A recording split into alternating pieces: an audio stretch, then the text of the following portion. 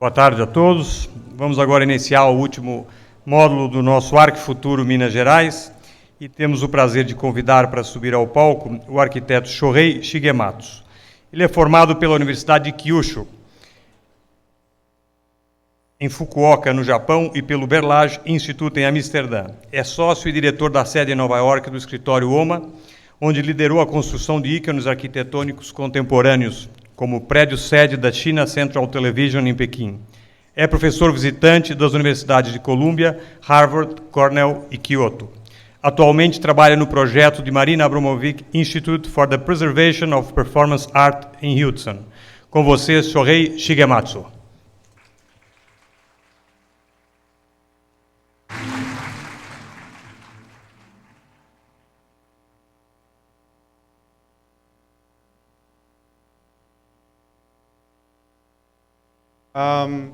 Good afternoon.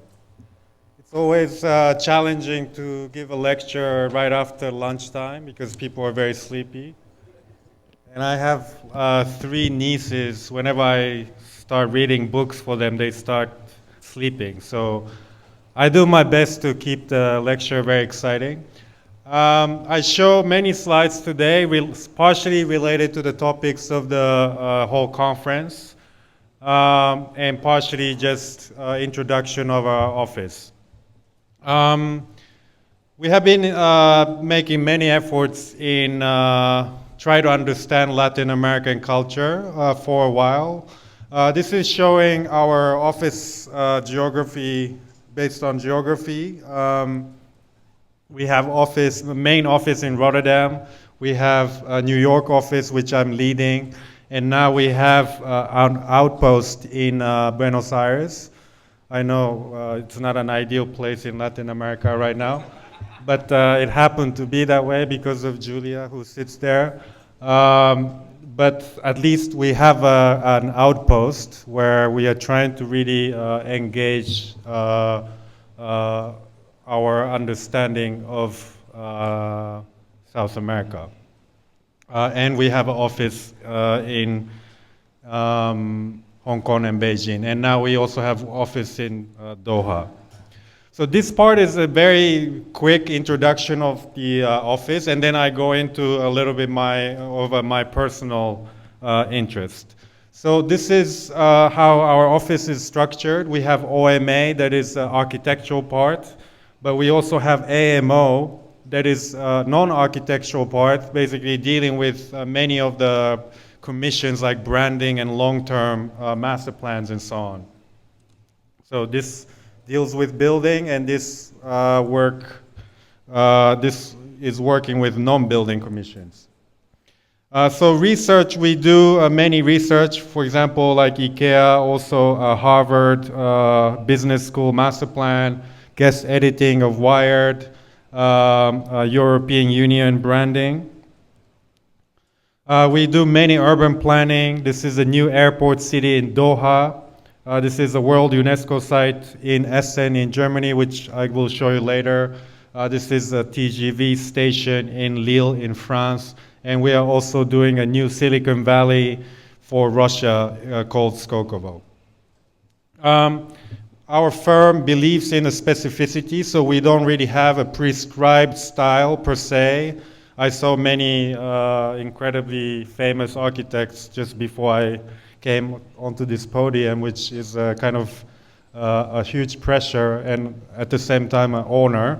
But those typically architecture or architects try to embrace their identity through a prescribed style.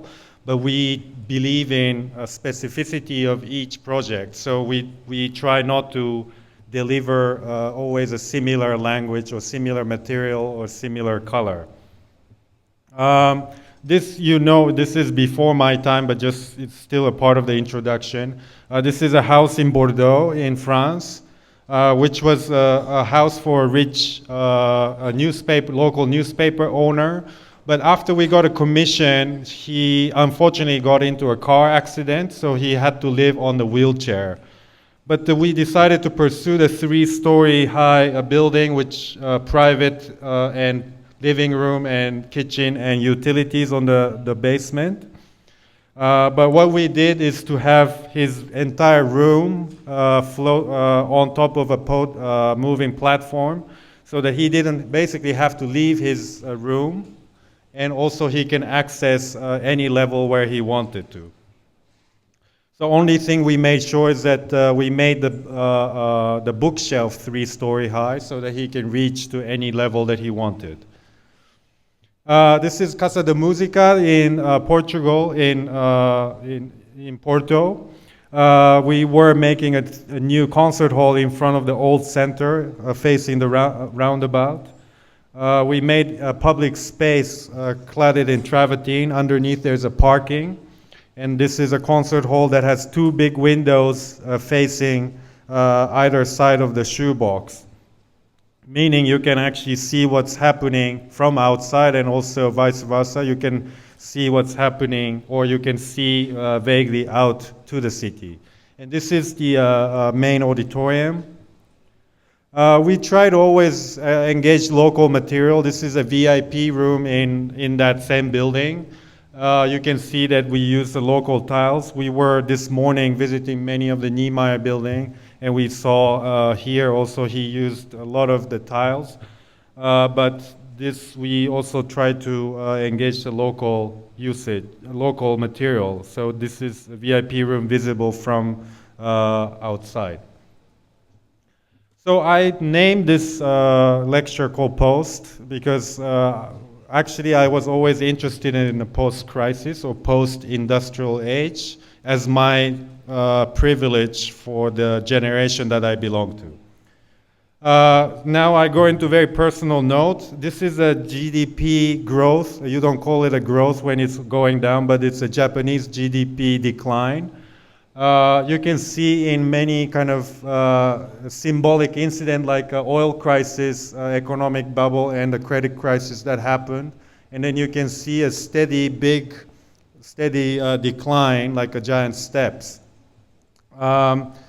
This is a superimposition of my own life to that graph. But basically you can see that I was always coincided to the big crisis whenever I had a key moment in my life. Meaning like I was born in oil crisis. When I attended university, suddenly the economic bubble bursted. And then when I became a partner of OMA, the credit crisis happened. So I'm actually doomed to live with the economic downturn.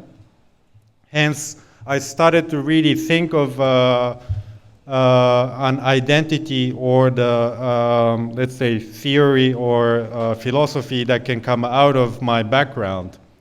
So this is showing my parents' age in the area of GDP in Japan, and this is showing my GDP. So you can see the area is much smaller than my parents. So when you overlay, I was very interested in how this difference meant for me as an architect.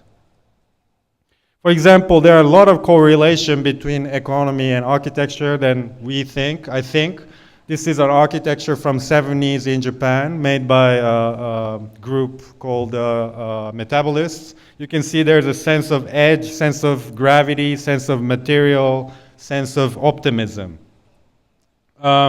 This is one of the mainstream architecture nowadays in Japan. You have no edge, no color, no sense of material. You know, it's completely the opposite. And everyone think this is coming from a maturity or Japanese sensitivity, but in my opinion, this kind of architecture only emerges through a long-lasting recession that Japan is facing. So I was interested in the meaning of the downturn. So when I'm teaching, I'm always making a theme called post-crisis architecture and urbanism.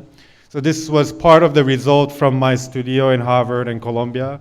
In short, when the stock indicators, like economic indicators, goes down like this in any given economic downturn, I think that the planning and connecting and thinking and feeling, the human indicators actually goes up. For example, you know, the typology that gets built the most during the recession is religious architecture. Sorry. Typically people laugh at this, so I was waiting for the laugh, but I know there's a translation thing. So, for example, this is a mega church in American suburbs where, you know, these kind of arena-type churches are grafted onto a shopping mall, so you can go to Sunday shopping to a mall and also at the same time pray. It's also true in invention. Many inventions actually happened through the recession. So, of course, when you have a crisis moment, many things has to be redefined. So a lot of people start to think. So many inventions happens.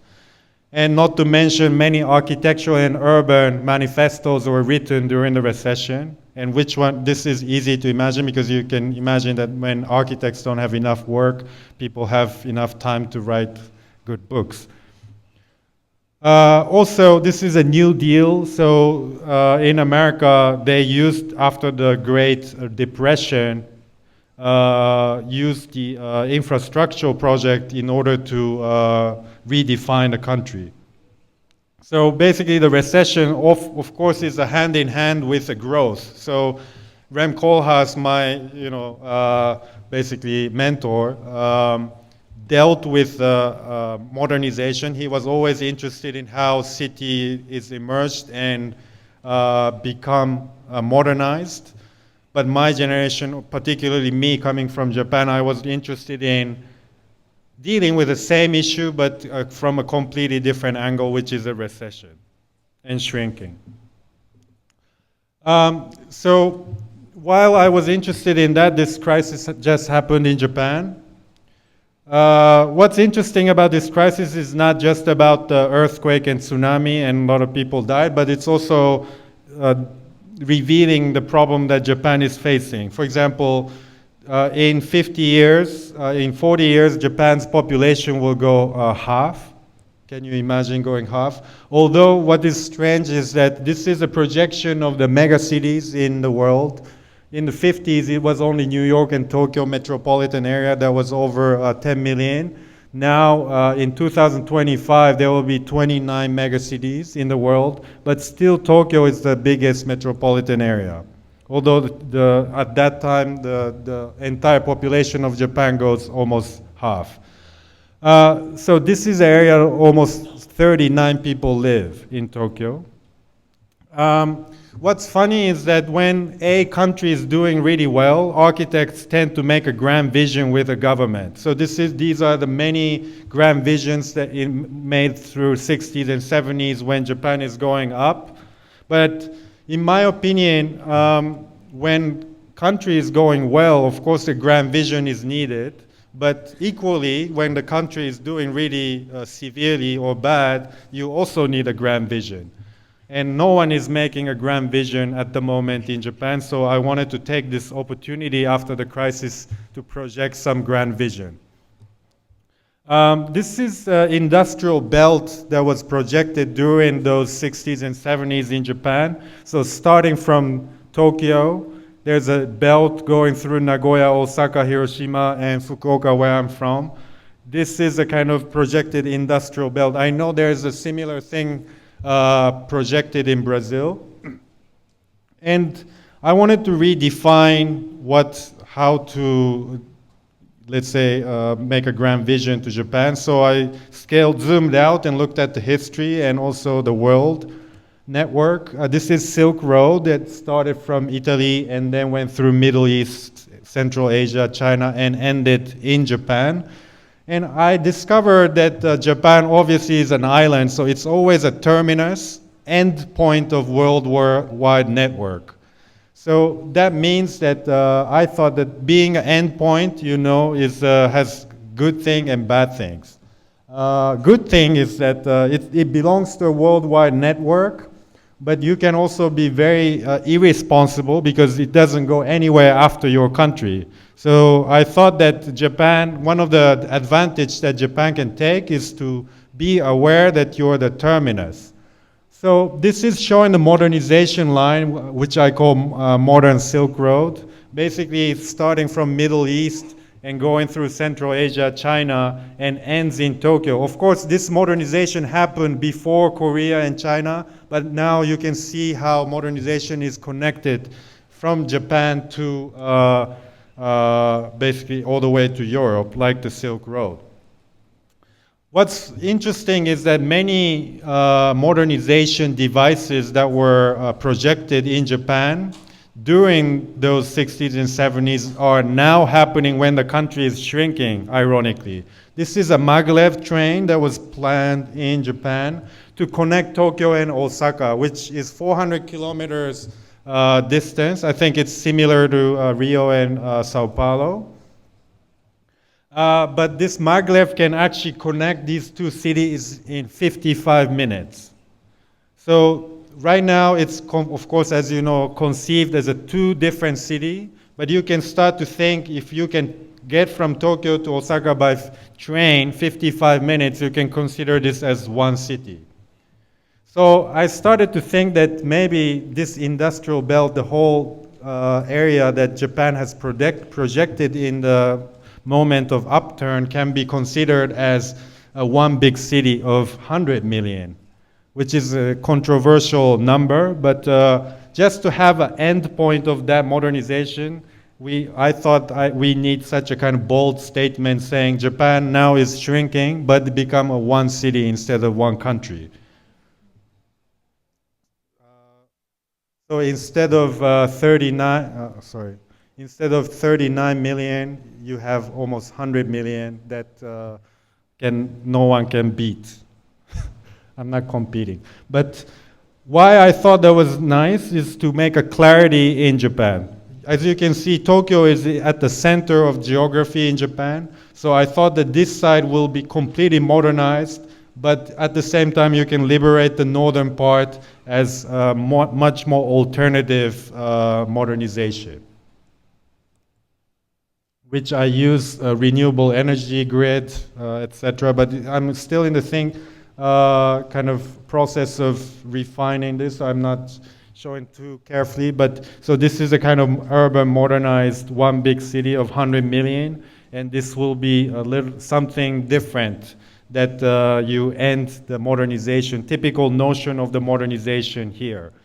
And I was talking to the TV today about Brazil. I think Brazil is one of the countries that I know that can mix the landscape and built environment the best. So I'm always very much interested in how to create an alternative modernization model, and I think Brazil has some key to that. Now I go to preservation, which is also a similar important issue in this region. This says it all for me. This is a little bit difficult to read, but this is a stock Dow Jones. This is the amount of tourists. Is it? This is the amount of World UNESCO site. So basically, people think that World UNESCO site and preservation is happening through a kind of completely counter to the modernization and economy, but somehow preservation in general and the amount of World UNESCO site has a completely parallel relationship or correlated relationship to the amount of tourist industry and the stock exchange. So we did the exhibition in New York called Chrono Chaos. It started from Venice, but next to a new museum done by Sana. Actually, ironically, right after a new museum built a new building, they bought this old crappy building, missing a little bit more original space. So this exhibition happened in this old building, which used to be a kitchen, kitchen appliance shop, which is typical in this street called Bowery in New York. When we went there, we basically stopped the cleaning and gentrification of the space. And then we kept one side original and one side renovated. So this is a central grid column. So you can see this side was kept original floor, original thing, and this is a new space, which we held an exhibition about preservation in general.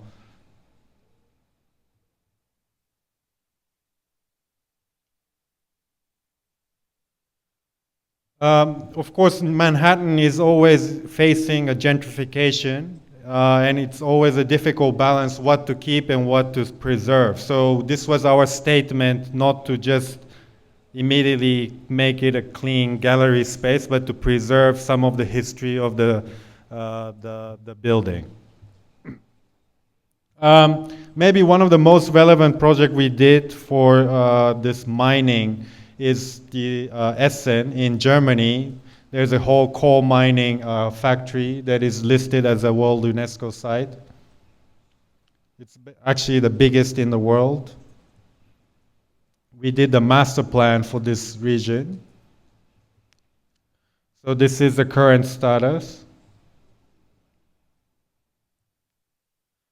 What was very interesting was that we made a joint venture. This company was joint venture of UNESCO, European Union, and the city of Essen, and then created a company, and we were the master planner who worked with many other entities, and then appointed other architects too at the end. So in short, we made kind of buffer zone, which is shown in blue, which is economical zone, so you can build many new buildings, but the actual site was preserved. And we went through many kind of program narratives, identifying many of different possibilities with the city, and then started to lay out those as a master plan. For example, art zone and the museum, business zone, education, etc. And then the master plan was made. And then we also did the visitors center in the same district. So this is a coal washing factory. So you can see that the coal went up, and then gradually it was washed, and then there's a train that transported that coal to other places. So this was converted into a visitors center for the entire complex. So what we did is to add one big escalator so that we wanted to preserve the usage of this building, that the coal was transported up and then gradually went down and left. So we did the same technique to the people. So people had to go up and then gradually come down and then leave, like a coal. So you can see this was the only kind of visible intervention, one escalator.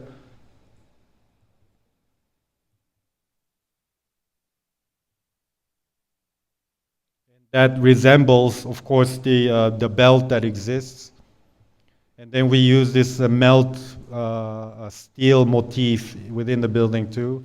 And the building was kept quite original, so we didn't touch too much, but converted into exhibition spaces.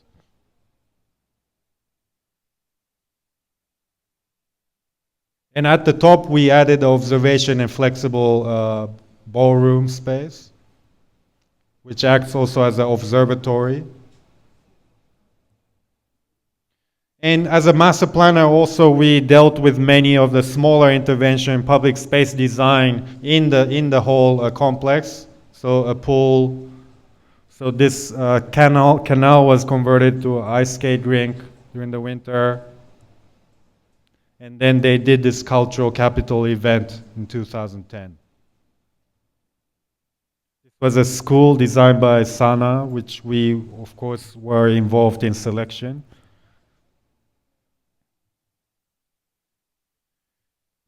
So this kind of thing is very much possible and actually happening. After this project, we are getting many of the similar requests.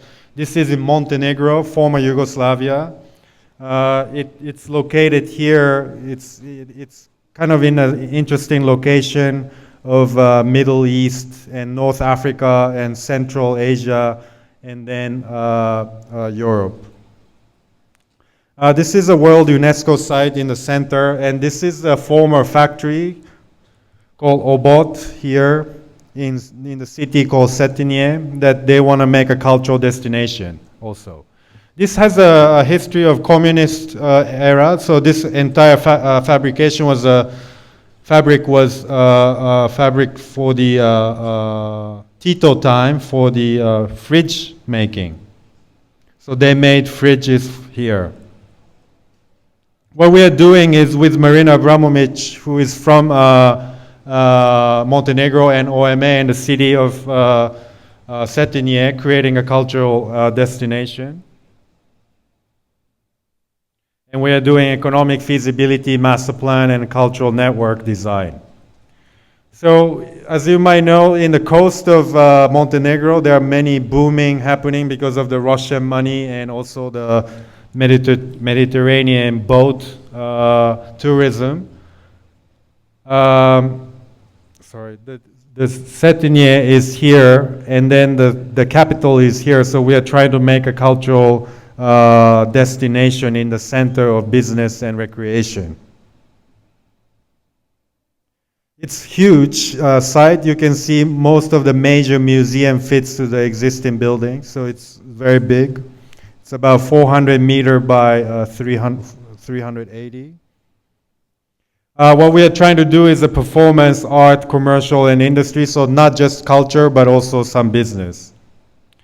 Also trying to use the expertise of fridge making. So they used to make fridges like this, but we are trying to use the same belt, same system to create a new technology like LED lights, also solar panels. And even art. As you know, like Richard Serra's work is only possible in a huge factory, so we are trying to actually think of a usage of the techniques that they have to create even art or industrial design. Or film industry. There are many demands to do a film making in Europe, so we are trying to use existing space for a film studio too. So this is the old part. We are trying to preserve a park in the center, and then the new construction happens in the half of it. And again, the industry and film studio and theater on one side, and the park in the center, and reusing the existing building on the other side.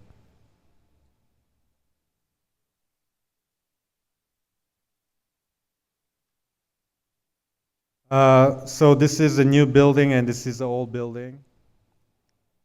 And we are trying to use maybe some kind of mega roof, one system that can deal with film studios and other different types of function. Like the big roof that was used in Expo in Japan in 60s. We've done many huge projects of urban transformation, mostly in a new economy. This is showing the amount of projects that we did in the world, but the shades of gray shows the World UNESCO, not World UNESCO, the Human Rights Index projected by UN. So as darker it goes, it's less desirable human rights countries.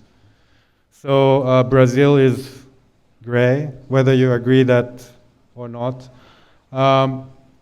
What's happening is that those countries called non-democracy countries having a bigger economical growth than those countries that have electoral democracy.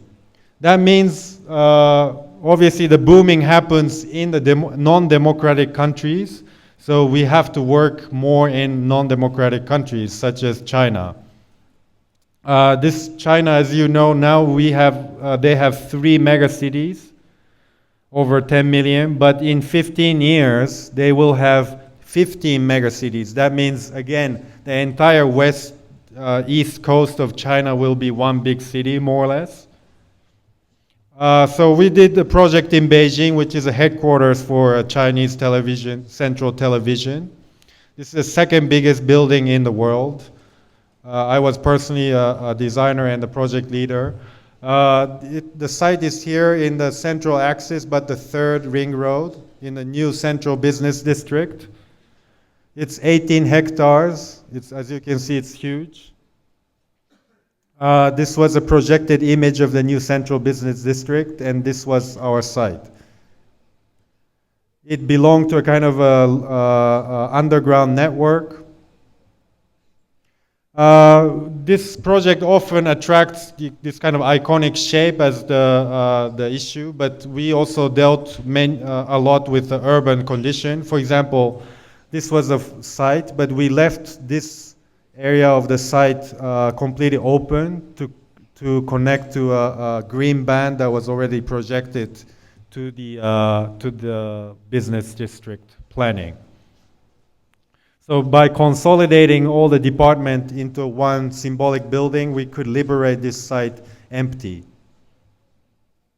So this is we call it a media park. And then these are the two buildings we did. One is a headquarters and one is a hotel with a public function. This is the current status of the park. You can't see it here, but you can see it's open. The building is fairly complex, also in the building sequence.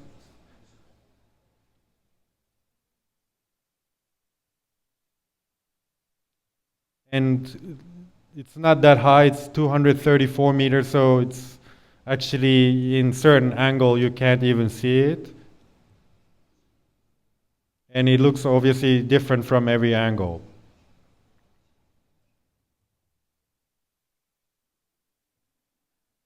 It's always nice to be recognized by Simpsons. One thing we are very happy about, as an architect, we could convince the client to have a public route in the building. So this is we call it a loop, where visitors can pay and actually enter from one point, go up, and then come back from the other tower peak into the studio and come back to the same point to reinforce the idea of the loop. Client wanted the biggest lobby in the world. So this is the lobby. So it connects to the underground tube exit here. So you have almost like 5-story high here, and then another 3-story high here. So it's like almost a building of itself.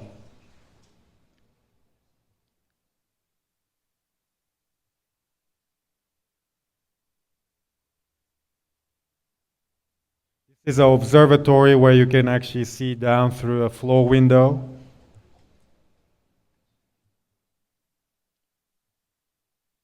This is the current status.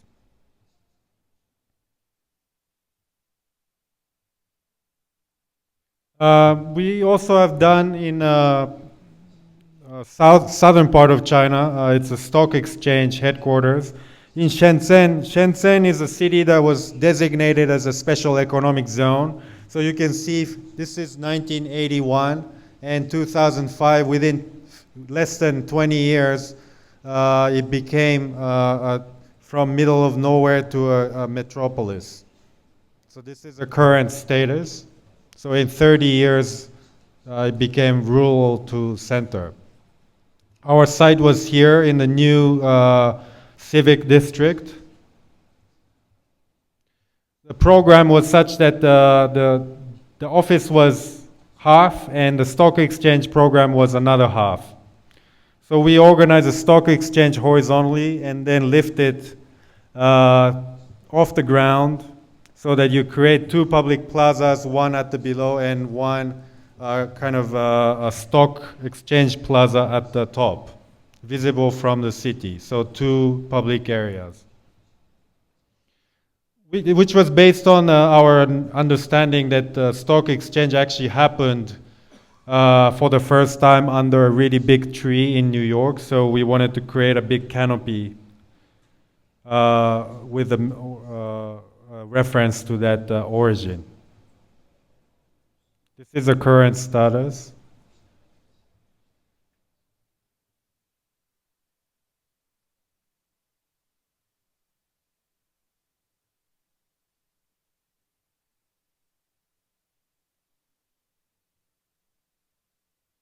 We have a couple of sky gardens, so these are the gardens.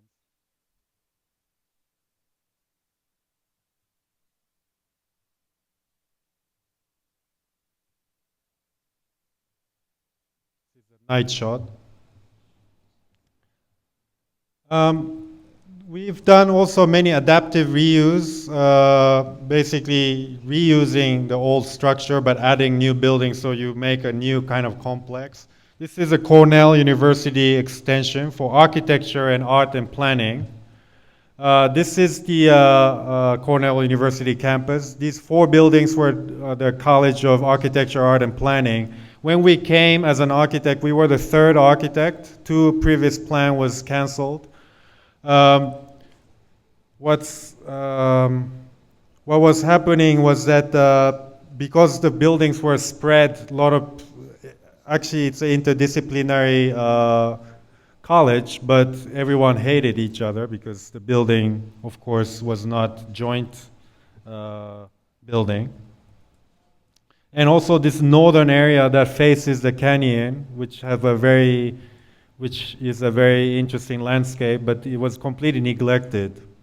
So that was our site. So we made a building entirely based on the existing buildings line. So what you see in pink is defined all by existing building, and then we made that into a building. So this is the typical art squad where students hang out. We wanted to make a mini version in the building that connects different buildings, also providing a public space, which is suspended 1 level high, so it goes over the existing road like this. And underneath it becomes a bus stop.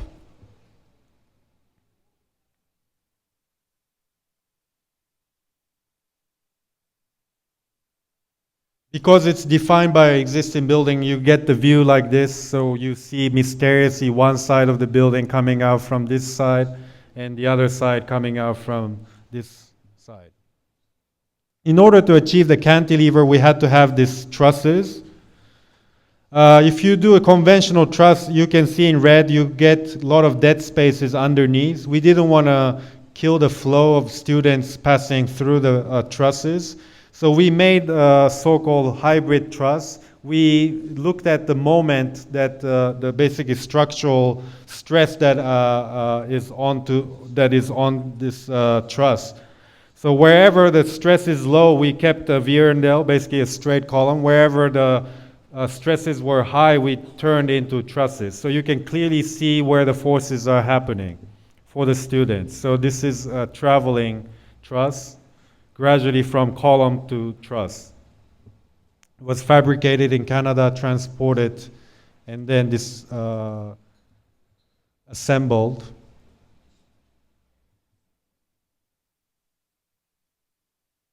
This is natural. It looks artificial, but it's a natural marble that has this kind of stripe lines that we used for facial panels.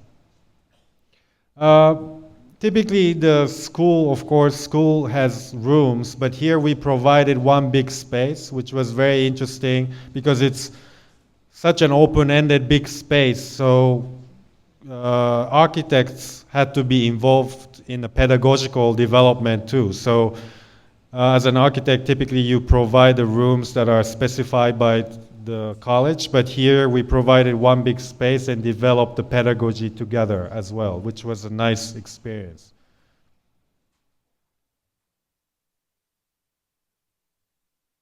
So this is the current status of how they're using the space.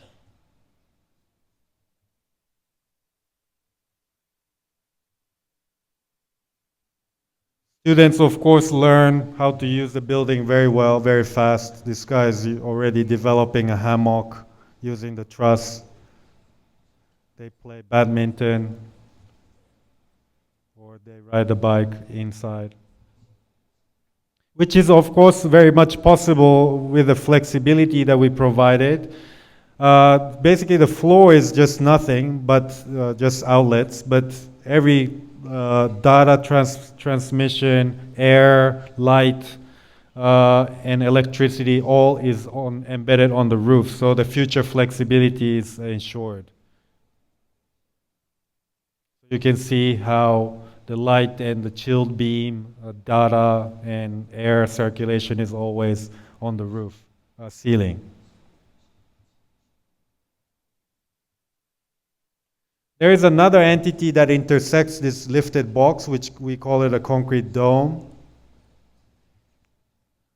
to provide the access to the box, but also to create another type of space.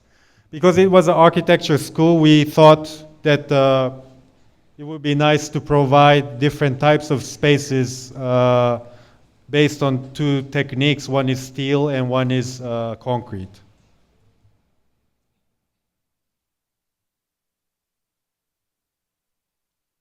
As opposed to the steel construction, concrete structure was much more difficult to build. So you can see this concrete was every 4 feet we had a guideline for the shape. And we had 3 layers of plywood as a mold. And then we casted the dome in one go in 24 hours. This is the exterior part of the dome. We provided these seats that are lit, that it attracted a lot of urban activity, otherwise it doesn't exist.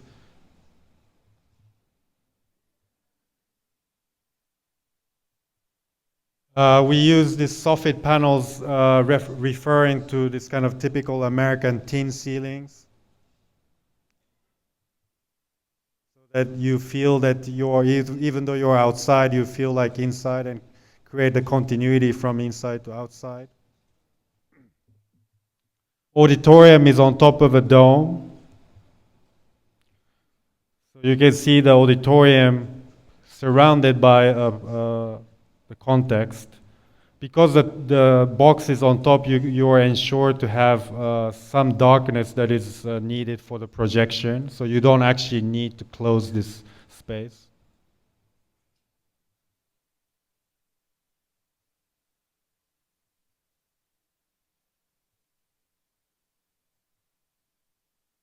Underneath the dome, there's a crit space, so you can actually observe the crit from above, from this bridge down.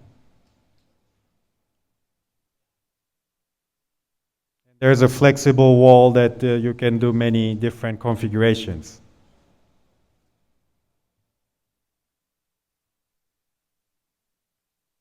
This is a nice image that people who are waiting for the buses can look down also into the crit, and also students observing the crit. There's a huge elevator because, of course, for art and architecture, transferring big model and so on is important.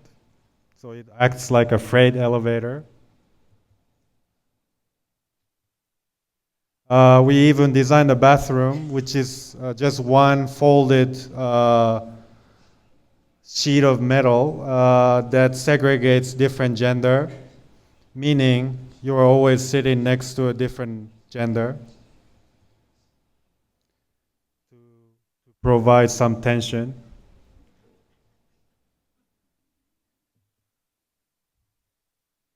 And the roof is a green roof that connects different green density from lawn to a much denser green, so that bridges those two different greens.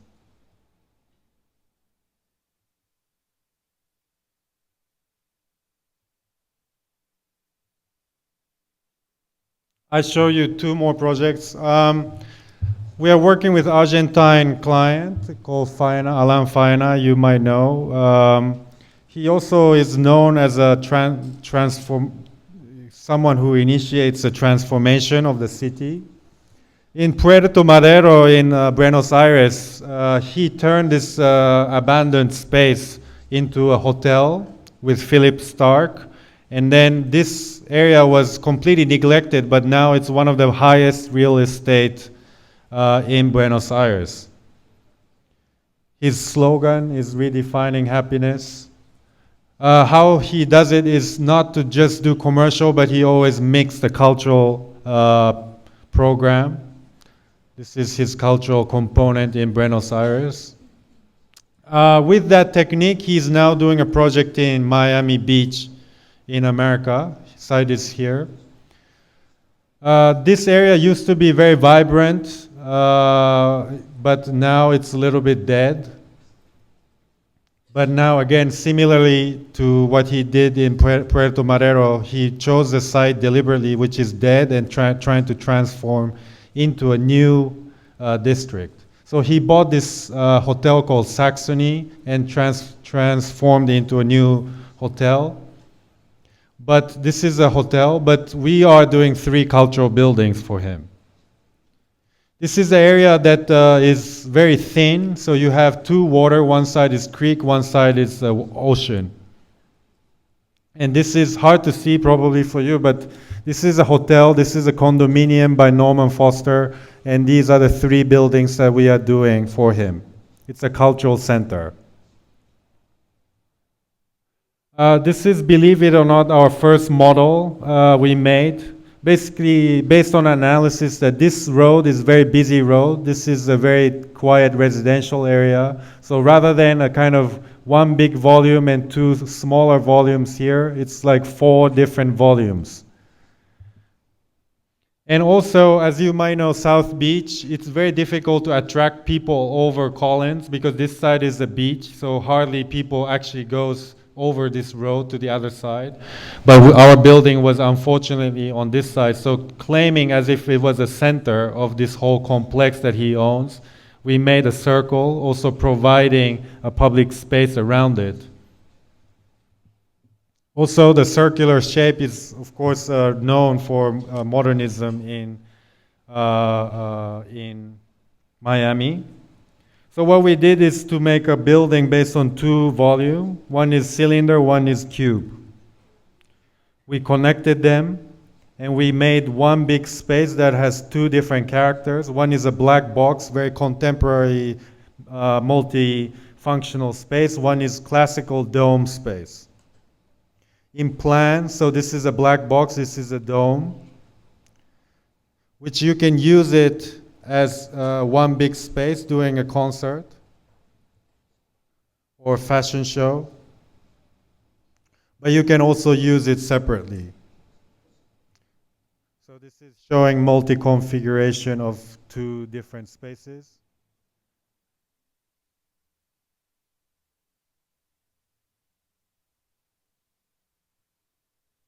In Miami, the arrival to a building is very important, so we made this covered exterior space by cutting the building so that the landscape goes underneath the building. So this is how it is now. So you can see the entrance.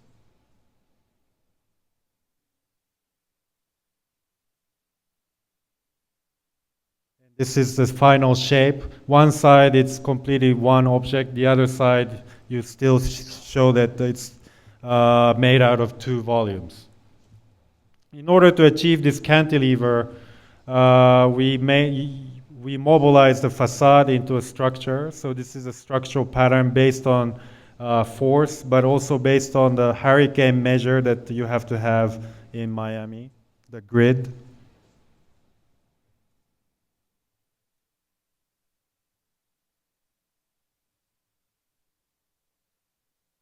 Circulation is like a spiral all the way to the roof.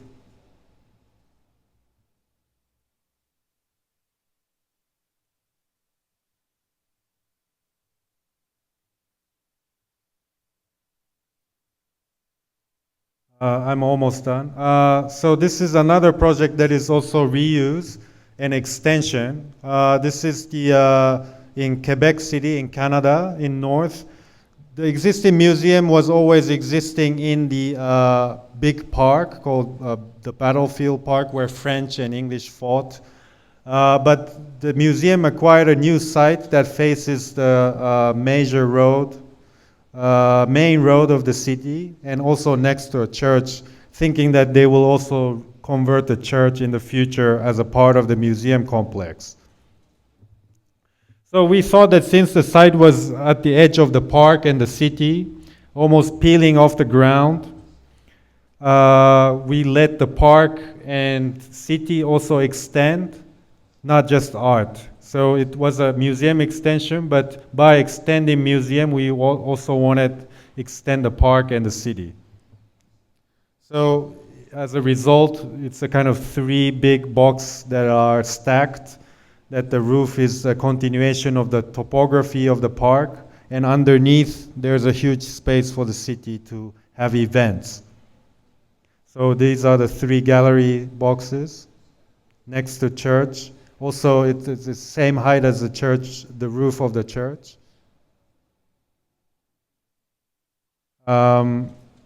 This space also acts as an event space, facing the courtyard between the church. So this is a courtyard.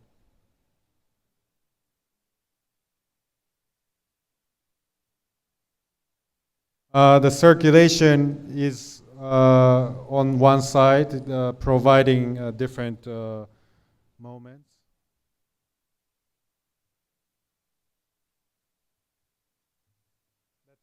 That's under construction. So I end with this one. I'm sorry I'm going a little long, but this is very quick. So Marina Abramovic is a well-known performance artist. You might know her. I think she recently did many projects in Brazil too. Her performance is very radical, but the most radical thing is her performance's length. She always do a performance that is very, very long. So this one is about 6 hours. This one, she tied her hair with her boyfriend 17 hours. This one is the most extreme in the Great Wall of China. She started from one side and her boyfriend started from the other side. They walked 3 months to meet at the center. That's the whole performance. She lived in the gallery in New York in front of everyone, basically literally lived for 12 days, taking bath, eating, sleeping. And this one is the most famous one, recently happened in MoMA, where basically she sits here and anyone can book a ticket to just sit in front of her for as long as you want and just stare at each other. So she wanted to make institution, a building that preserves the long durational performance, and also the building that she bought in upstate New York called Hudson. That is about 2.5 hours drive from Manhattan. And this is this kind of small city along the Hudson River. And she bought this building. It's called Community Tennis, which used to be a community theater, but was converted into an indoor tennis court. You can see that they poured concrete to a theater and then drew a line for tennis, which is really perverse because you can see, it's hard to see here, but there's a balcony for the theater, but they cut the balcony in the shape of a tennis court so that they can play tennis, which is very perverse. So any type of performance can happen in this building, but over 6 hours. It has to be over 6 hours. So first thing we did is to provide a neutral box that anything could happen: performance, opera, theater, video, music, dance, film. Again, any of these should be more than 6 hours.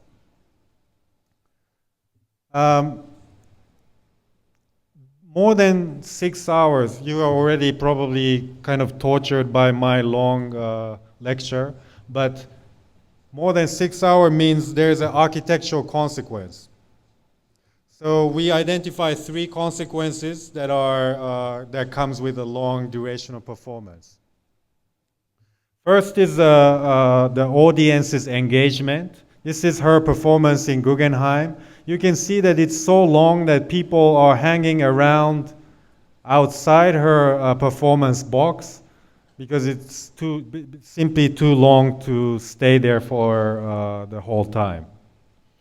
which we compare to a case, for example, like a baseball game. Baseball is kind of boring sometimes.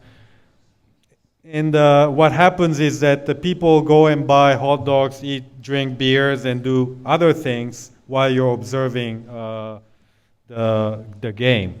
So which we thought it's very similar to a long durational performance. This one is an extreme.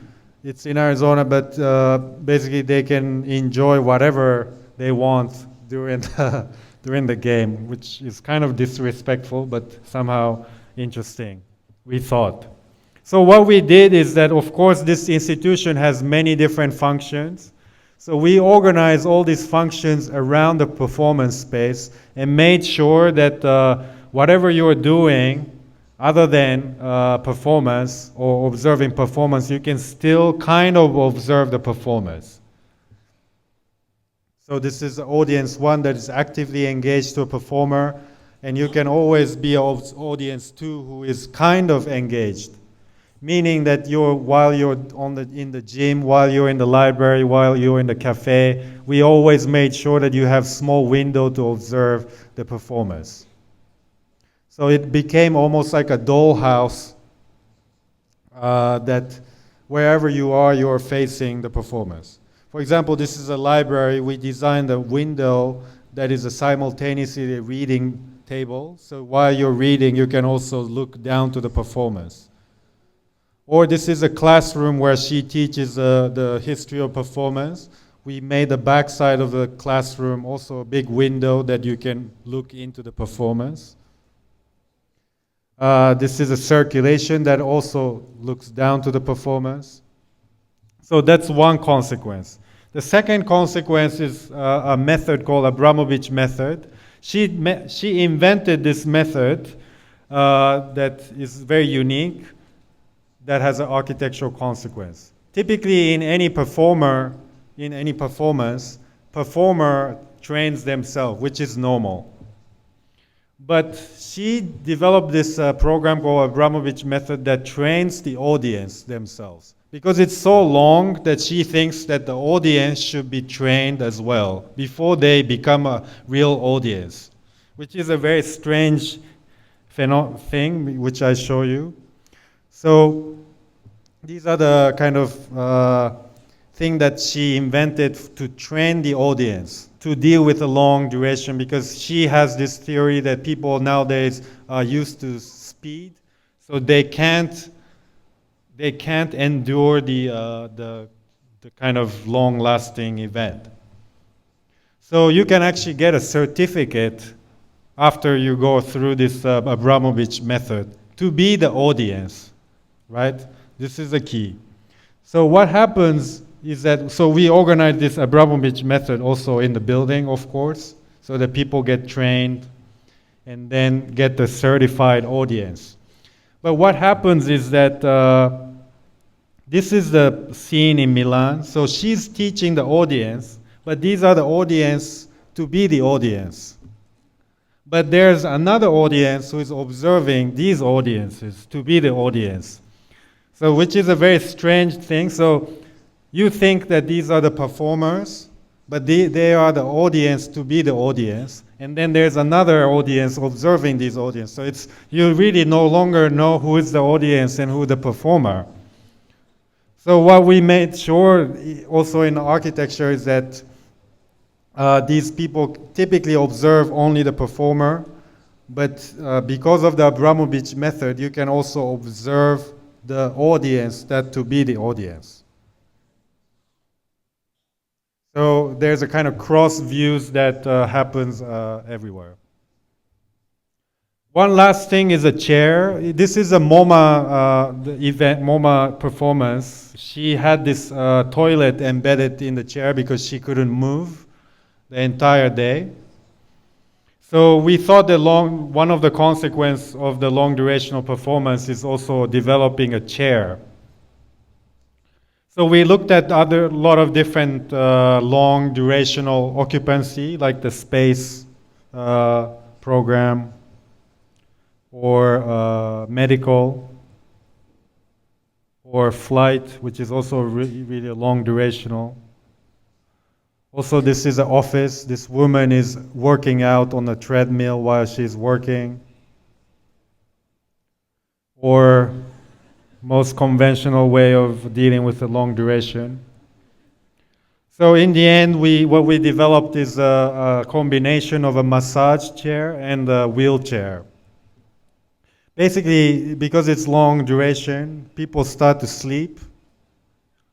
So we thought that it would be nice for people who is going to sleep to be kind of wheeled out peacefully out of the performance space into a different chamber.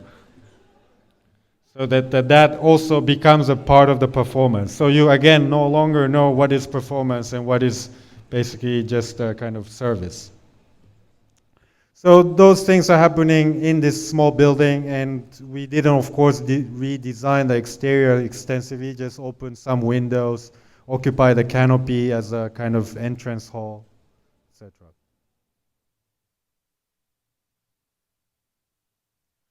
So this is her in our office. We made this model that you can put your head into the model and observe those walls.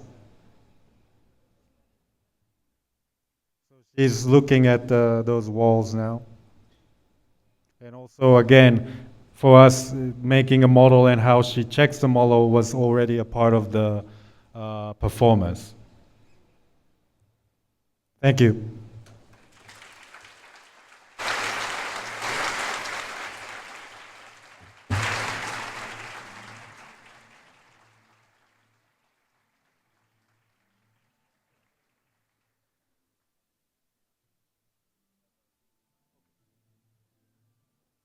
Obrigado, Shohei, pela palestra. Faremos agora um breve intervalo e às 16 horas estaremos aqui de volta para a palestra de Gustavo Pena. E em seguida haverá um bate-papo entre Shigematsu, Pena e os mediadores André Corrêa do Lago e Karen Stein. Até já.